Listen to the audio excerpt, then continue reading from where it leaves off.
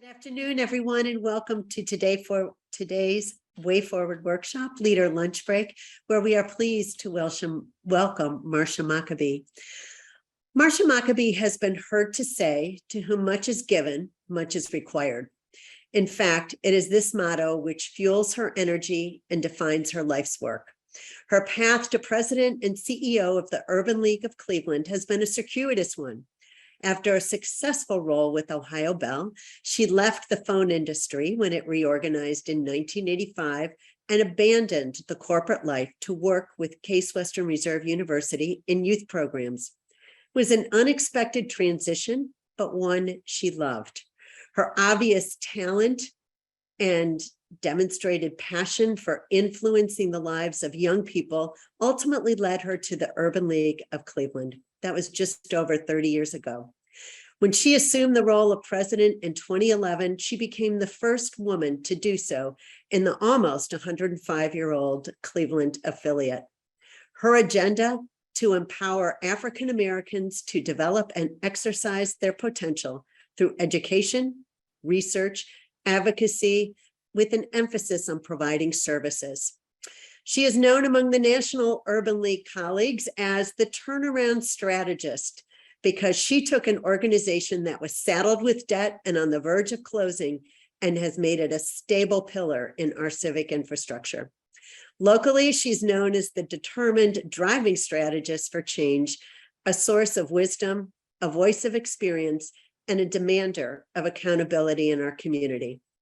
She's been most recently recognized in assuming the role as the co-chair of Racism as a Public Health Crisis Coalition. She's tapped often at the state and national levels to offer her perspective and expertise, and she has a host of awards and recognitions to her name. We are pleased and honored to call her an alum of Leadership Cleveland 2013 and the woman with a ready smile and a warm heart. Marsha, thank you for joining us today.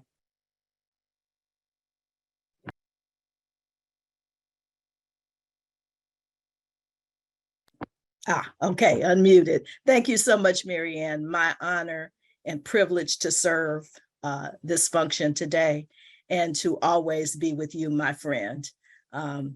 So we'll get right into it.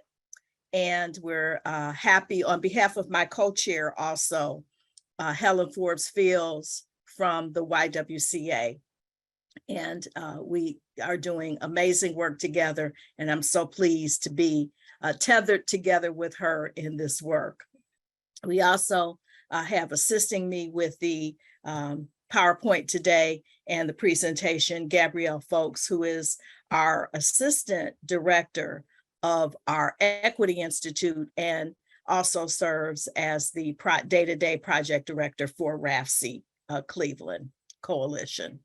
So first of all, let's just talk about what is RAPHC-C Coalition. It is a public-private partnership between the City of Cleveland and the Greater Cleveland community. It was established by a resolution 296-2020 in the year of 2020 by Cleveland City Council, when they in fact declared racism as a public health crisis for the city of Cleveland. The mission of RAPHC-C is to improve the quality of life for Black and Brown communities in the city of Cleveland, particularly in the African American and Latino communities, but not to the exclusion of others. What we're attempting to do is to address racial inequities that have been historically embedded in local systems and to really call those out. We will achieve this by addressing the underlying root causes within these systems and defining the standard for equitable treatment and service delivery in the city of Cleveland. Our vision is to eliminate racism in all its forms in the city of Cleveland. And we know that equity is recognized as a core value that drives decision-making, resource allocation, and the development of all policies, processes, practices, and procedures across all of the sectors and within all of the systems within the city of Cleveland. Now, I know that's a tall visionary order, and we certainly didn't get here overnight, and we certainly aren't going to get out of it overnight. This is going to be a long-term evolution of work over time with many benchmarks along the way. We're going to have to stay the course. We're going to have to be definitive about what it is that we're trying to accomplish. We're going to have metrics and accountability to measure our direction towards success. So let's talk a little bit about how we're organized to get this work done. We have what's called a pillar structure, and there are 5 that were identified. The first one is health, public health. The second, housing, environment, and infrastructure. The third is education. The fourth, economic mobility, wealth creation, and workforce development. That's a mouthful. And the fifth is criminal justice. Let me just say a word that as we developed these pillars in the beginning, they were developed before we really understood and had designed how we would really approach the work. And now that we're in the throes of really identifying what racial inequity looks like in each of these pillars, and identifying what racial equity would look like from a visionary and aspirational perspective, and now we're trying to fill in the gap between the two, it's interesting that we see that in these pillars where we had multiple approaches, that those are a little challenging. So we're making some mid-course adjustments along the way. So next slide, please. So let me talk a little bit about our structure, how we're structured to do the work. We have a steering committee, which is comprised of both our executive committee and the executive committee. We'll talk a little bit about the founding members of that executive committee in a moment. We have 3 community leaders who are part of the steering committee. And then we have the pillar co-chairs. I just introduced you to the pillars. Each of those pillars have co-chairs that oversee the work. And additionally, there are pillar strategists that work with those co-chairs in the deliberation about what needs to happen in that pillar and what the strategies are that we're going to approach to accomplish our tasks. So on the executive committee, here's a list. I won't read them all, but I do absolutely want to talk about the executive committee for now. And that, as I mentioned, Helen Forbes Fields is our co-chair. We also have individuals from City Hall, from City Council rather, who are a part of our executive committee, and that is Councilman Charlie Slife and Councilwoman Stephanie House. We also have individuals from the City of Cleveland infrastructure and staffing who work with us, and those are Health Commissioner Francis Mills and the Commissioner of the Division of Health Equity and Social Justice, who is Lita Wills. And then there are the individuals from those founding organizations that I talked about. So from the NAACP, we have Crystal Bryant.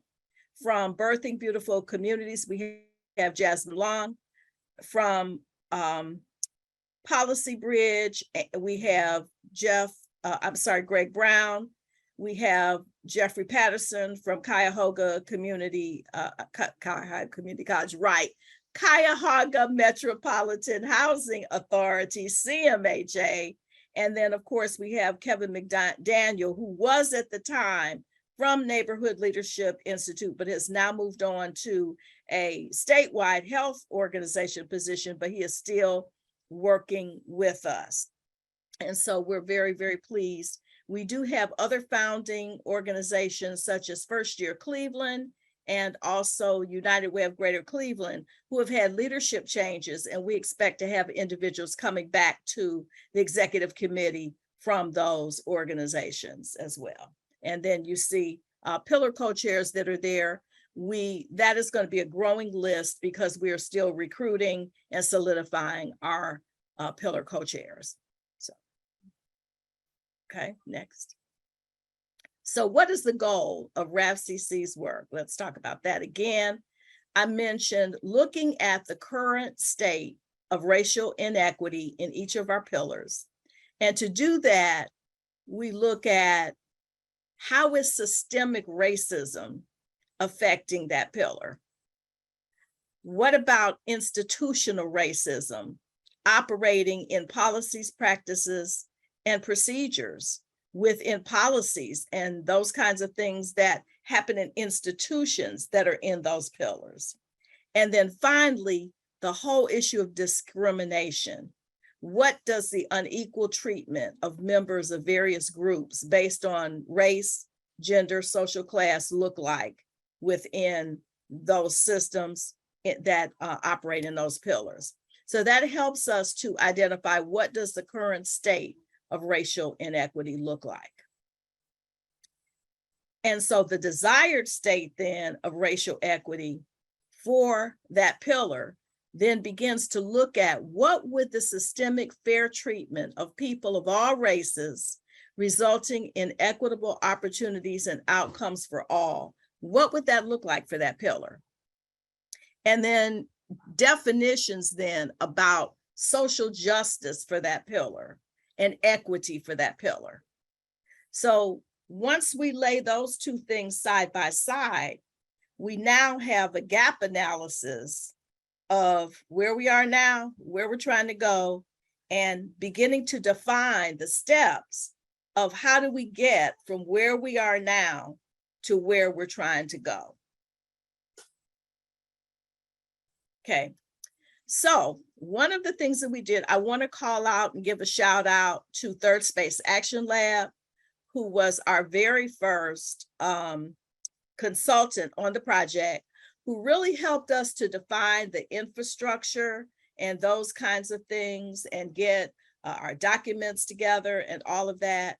And now that we're in the second phase of operation and we've got our pillar co-chairs up and running, we've got our pillar strategists in place, and we're ready to start deliberating, we brought on Clear Impact.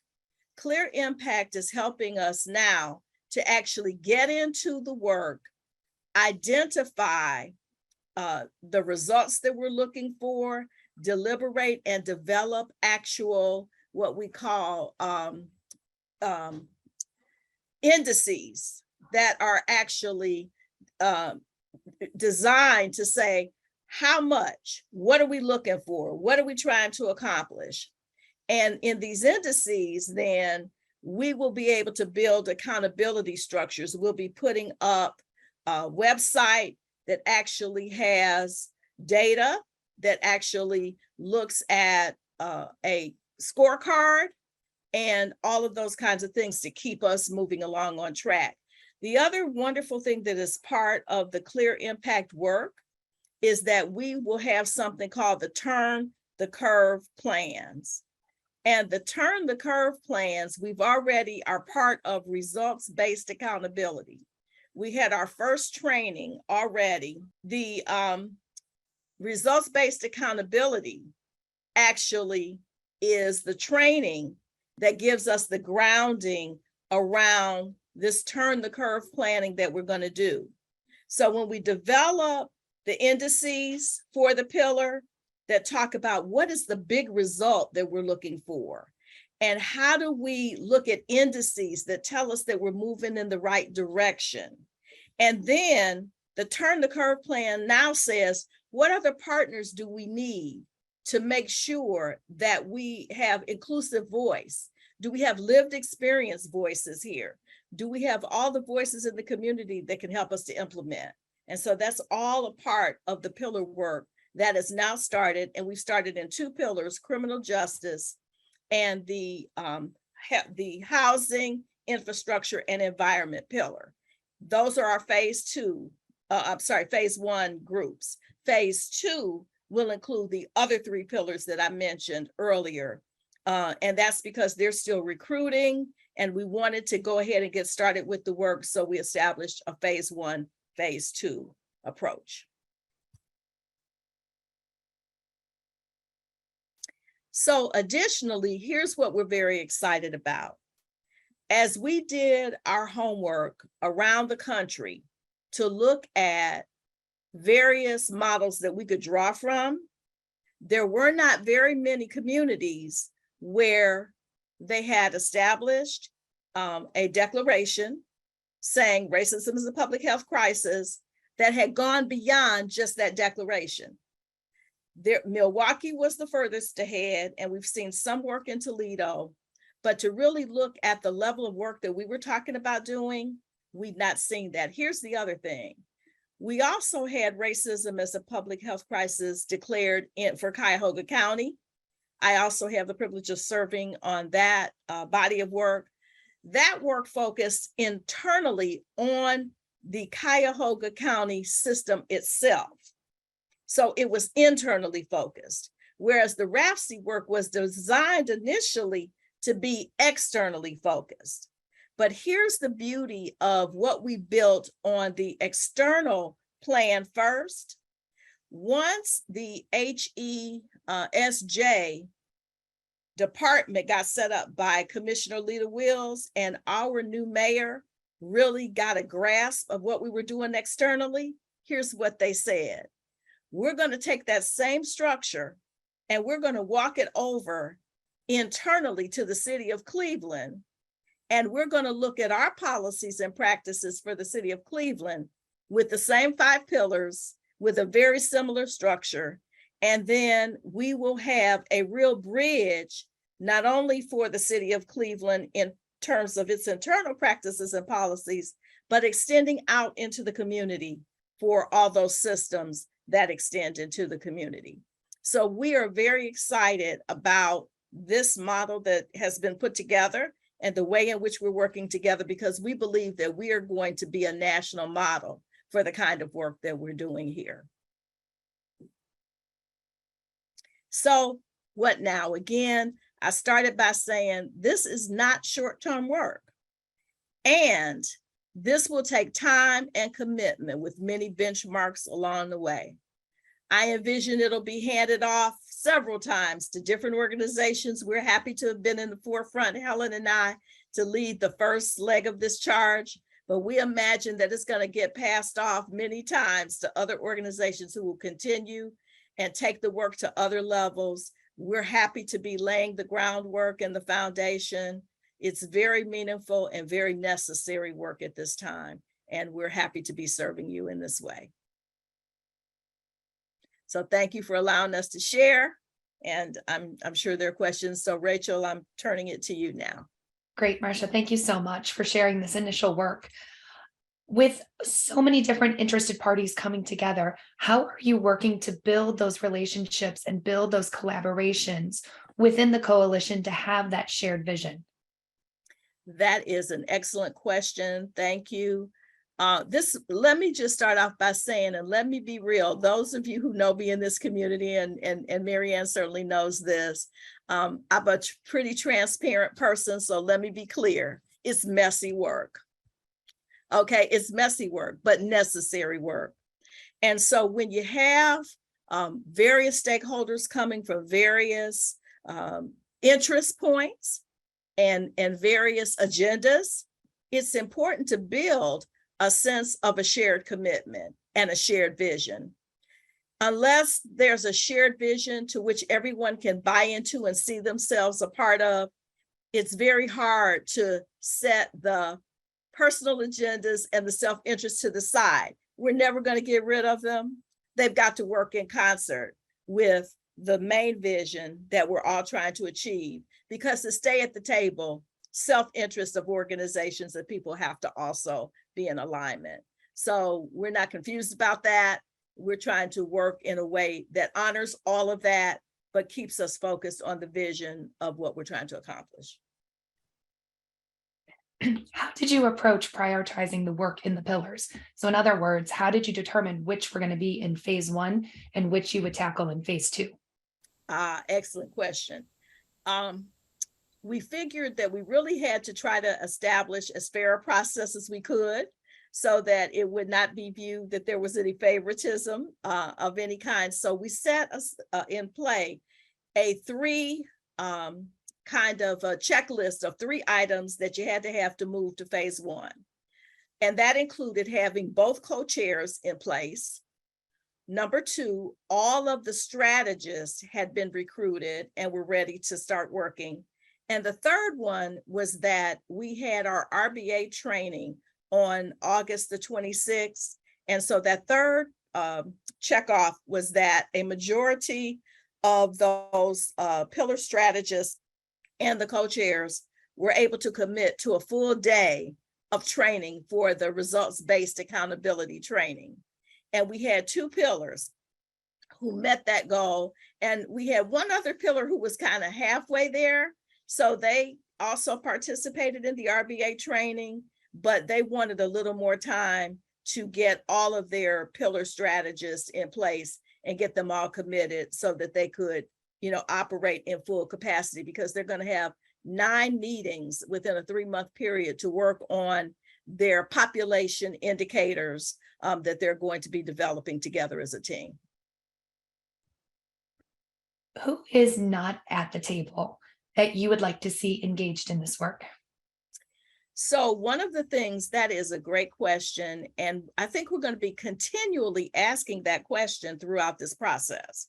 But in the first iteration of that question, we brought on a community leader group, which I mentioned is comprised of Policy Bridge and also CMHA, and then at one time NLI. But Kevin McDaniel will still represent for that group, and as well as, his perspective and his deep roots and his deep influence in the community.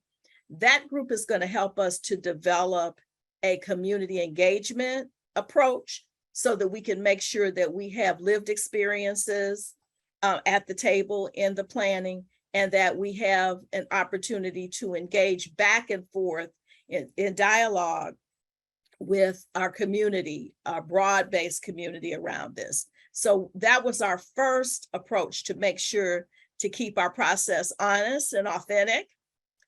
Once the turn the curve plans are developed, after the indices are developed for each of the pillars, each of those pillars is then going to take a look and say, as we go to implement these strategies, who's missing from the table? And who else do we need to invite as partners in the work here? So that's how we're addressing that. So, Marsha, as you think about other efforts that have been tried in our community over many years to address such a challenging issue, how do you look at this effort and know that it will, be different than what we've seen before? First of all, I don't think that we have had, when you look at the fact that City Council passed a resolution, and it started at the government level, and this has now become a public-private venture. It has received investment both from the City of Cleveland and from other funders, such as Chase and others. So, there's investment into the work, as well as there is a broad base from all sectors of individuals that right after racism as a public health crisis was declared, organizations signed on in support of that. So one of the things that is a part of our plan is, as we engage other partners in the next level of engagement, is to really go back to those organizations and say, hello, we need you to go beyond a letter of support. We now need you to make a commitment to be actively involved in the work and actively involved in how we're going to move the needle on these things. So we think that we'd really rather take a lesson from initiatives that we've seen work well, and we're kind of looking at those best practices and trying to adapt those rather than to look at things that haven't. Well, you also learn from things that haven't worked as well. How can people with expertise in various areas get involved as pillar strategists? Wow, I wasn't expecting that question, but I'm happy to hear that one. And I'm sure that Gabrielle, folks on this call, is happy to hear that too. I would say what you should do is send an email to us. We'll put in the chat where you should send that email to and let us know of your interest. And we will pass that on to the co-chairs, because what we have done is, because the Urban League is also the fiscal agent for this initiative, and we don't want to micromanage the process. We really want our pillar co-chairs to sort of have a say as to who their strategists are going to be. But what we also know is that when we get to the implementation phase and we need other partners, there will still be room for others to be engaged. So we want to build a deep list of individuals who want to be involved in this work, so that as we find opportunities for engagement that we may not even know yet, we know who you are, we know where to find you, and we know how to engage with you. So Gabrielle, if we can get something up in the chat as to where you'd like those emails to go, we'll be happy to receive that from you, and feel free to pass the word to others as well. So Marsha, as you look ahead, what does success look like, and what do you need to be successful as the coalition? Wow, that's a great question. So I think as we look ahead, again, there will be not just one success, there will be steps to success. I think the first step is the completion of all 5 pillars, having identified their population indicators for their pillars, having developed their turn the curve plans, having us set up our dashboard that allows us to be accountable to those indicators, and having our first town hall meeting. That will probably take us to the end of second quarter of next year, or somewhere around there. And I would say what that will signal, I believe, to the community and to those of us who are structured and accountable to lead the work, will say to us that we're on our way. And now we can start identifying, rolling up our sleeves in those industries and in those systems to now bring on others to really identify what are the steps now to change culture and to begin to see a change, the needle moving in those things that we have identified. We have time for one more question. This is coming from one of the students who's on the call with us. Great. What are steps that students can take towards curing the plague of racism and helping to support the efforts in our community? So, a couple of things. I think my social work assistant here would say, become very self-aware is the first step. Know how you're thinking about this. Understand where you are in terms of your thinking, in terms of your own biases, and all of those kinds of things. And really practice a way of showing up in all the spaces that you show up in as self-aware. Call out systems. Don't be afraid to say, what you see. When you see something, say something. And get involved. And I'm gonna, for the young people on this call that are the students, I'm gonna say the Urban League is gonna be starting a young professional organization. And I would encourage you all to think about joining those kinds of organizations where there's structure and there's support. Both the young professionals is not only will be supported here in Cleveland, but it's a national movement throughout the National Urban League. So there would be lots of support, lots of opportunities for learning and engagement and networking and growth. So those would be the things. And the final call out I will say, Rachel, is overall, not just for our students, the Urban League is going to be launching in December its Equity Institute, where we will be addressing all things DE&I, all things that involve ESG, We will be having a roundtable for chief diversity officers to skill them up to do this work in systems. And we will also have a chief diversity academy that really is a year-round learning experience, because what we find too often is chief diversity officers are put in place by the color of their skin and not based on their skill set or their ability to influence systems. So we want to help to change that. We're excited about the work and how racism is a public health crisis meshes with the Urban League's mission and vision and the other things that we're doing that we think will complement the work. Well, Marsha, thank you so much for all that you are doing to drive change in our community.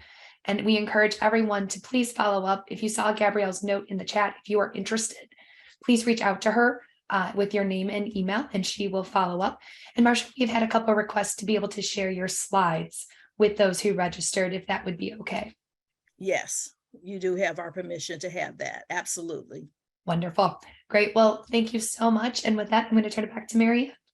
Thank you, Rachel. Marsha, many thanks to you, to Helen, to those who are serving on your executive committee and as leaders of the pillars. The work you are doing is challenging and complicated, and we are truly grateful for your dedication. I don't know how you fit more hours into your day, but I am really grateful that you do. So thank you.